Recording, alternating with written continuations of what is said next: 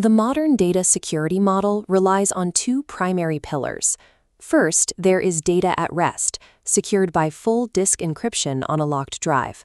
Second, there is data in transit, secured by protocols like TLS as it moves across a network. But there is a mandatory third state where this protection breaks down: data in use. To actually read or process an encrypted file, the master decryption keys must be temporarily extracted from the disk and held in plaintext within system RAM. Operational security protocols have historically accepted this gap because of a basic assumption about computer memory. Standard operating procedure assumes that the moment a machine is powered down, the system RAM is instantly flushed, taking those plaintext keys with it. Treating system power loss as a guaranteed security boundary relies on an idealized software-level perspective. It fails to account for the physical reality of how memory modules hold an electrical charge. If you pull the plug on a server or shut down a laptop, conventional wisdom dictates the contents of volatile memory are instantly erased. That view treats data destruction as a binary event, a switch that flips the moment the operating system halts. But hardware operates on electrical physics, not binary logic. The physical component at the center of this vulnerability is the dynamic random access memory, or DRAM cell. Data inside a RAM stick isn't held by static switches, it's stored in microscopic capacitors. When power is removed, those capacitors do not empty immediately. Their discharge follows a continuous analog curve over time. Consequently, a sudden loss of power does not mean sudden data destruction. There is a critical temporal window right after shutdown where plain text encryption keys remain physically present and accessible on the silicon. This diagram of a single DRAM cell shows an access transistor paired with a capacitor. When charged, it reads a 1. Because capacitors leak charge, the memory controller must execute a continuous refresh cycle, rewriting data hundreds of times a second to prevent fading. In 2008, researchers at Princeton demonstrated exactly what happens when that refresh cycle stops. At standard room temperature, memory remnants, the lingering charge in the capacitors, preserves readable data for several seconds or even minutes after power is physically disconnected. The exact duration of that window is dictated by thermodynamics.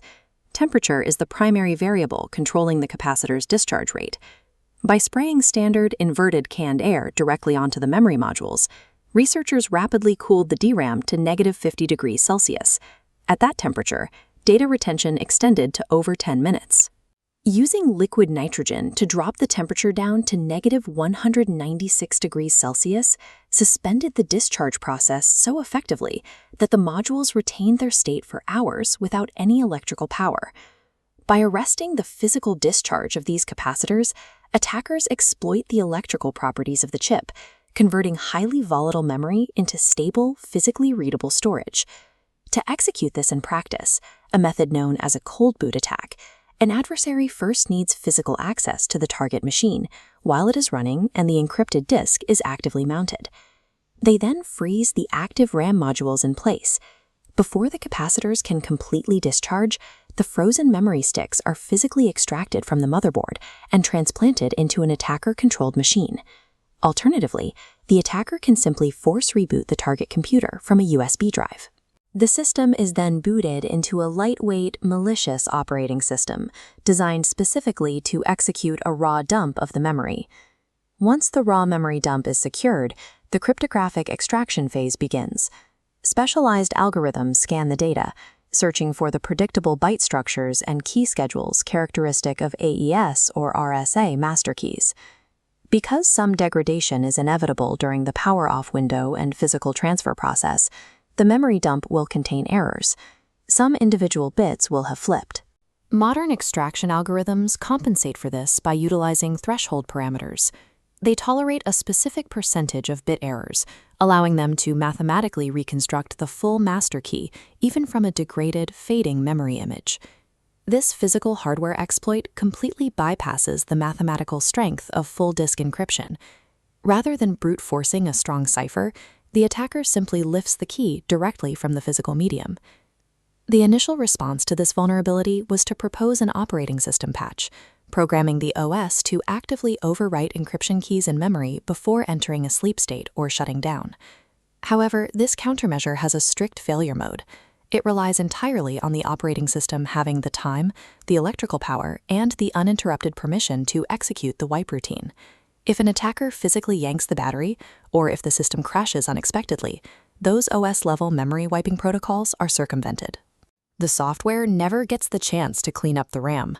This exposes an absolute hard constraint in systems engineering. Software cannot defend itself against a physical hardware bypass.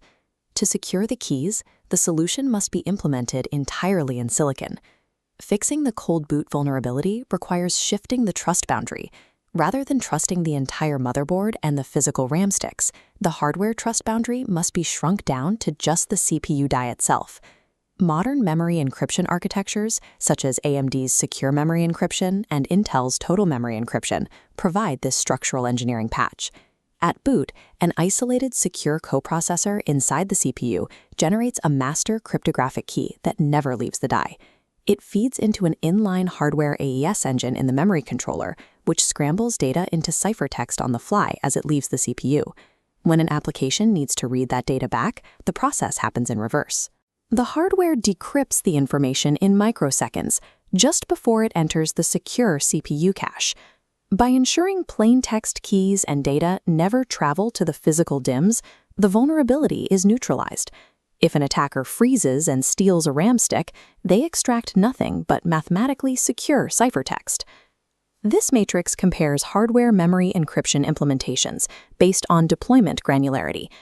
Intel Total Memory Encryption focuses on monolithic coverage, encrypting all system RAM uniformly.